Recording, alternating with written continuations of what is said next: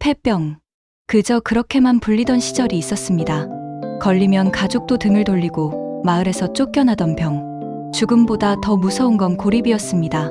1932년 황해도 해주 세브란스를 갓 졸업한 젊은 의사 문창모는 그 결핵 환자들 곁으로 스스로 걸어 들어갔습니다. 그를 이곳으로 이끈 건 캐나다 출신 선교의사 셔우드 홀이었습니다. 홀 박사는 결핵 퇴치 기금을 모으기 위해 크리스마스 실이라는 낯선 방법을 한국에 처음 들여왔고, 문창모는 그 7인의 발행위원 중 한 사람으로 이름을 올립니다. 평양의 학교들을 돌며 학생들에게 실을 팔던 청년 의사. 그때는 아무도 실이 뭔지 몰랐습니다. 하지만 그는 알고 있었습니다. 결핵은 개인의 병이 아니라 사회 전체가 함께 짊어져야 할 아픔이라는 것을요.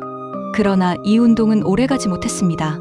홀 박사가 일제에 의해 스파이로 몰려 강제 추방되면서 크리스마스 실은 중단되고 맙니다. 해방이 찾아왔지만 문창모의 삶은 순탄하지 않았습니다.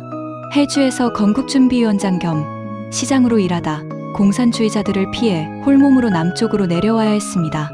그리고 1947년 그는 국립마산결핵요양소의 소장이 됩니다. 전쟁과 가난 속에 버려지다시피 한 결핵 환자들이 모여든 곳.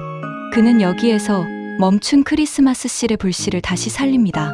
1949년 그는 세브란스 병원장이 되고 1953년에는 대한결핵협회 초대 사무총장을 맡아 오늘날까지 이어지는 크리스마스 실 모금 운동의 기틀을 다시 세웁니다.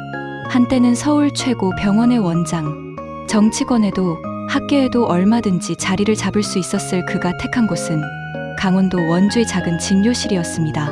1959년 원주기독병원 초대 원장을 맡은 뒤 그는 원주에 자신의 이비인후과를 열었습니다. 그리고 그곳에서 무려 40년을 환자들과 함께합니다. 의술은 상술이 아니라 인술이라는 믿음.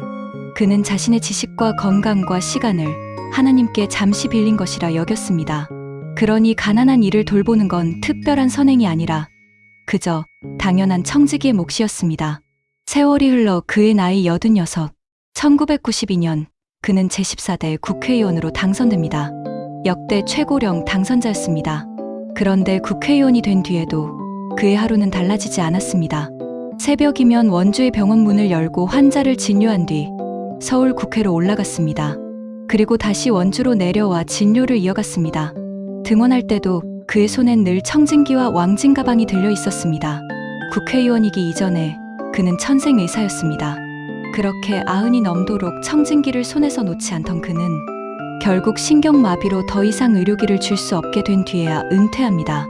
하나님이 나를 의사로 만들어준 이후 눈 감는 순간까지 진료를 멈추지 않겠다고 약속했던 그였습니다. 은퇴를 발표하던 자리에서 95세 노의사는 마비된 자신의 손을 원망스레 내려다보며 눈물을 흘렸습니다. 2002년 그는 원주기독병원에서 눈을 감았습니다.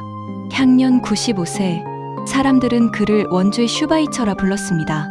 의사로서 가질 수 있었던 모든 명예와 자리를 뒤로하고 평생을 가장 버림받은 이들 곁에 머물렀던 한 사람, 문창모.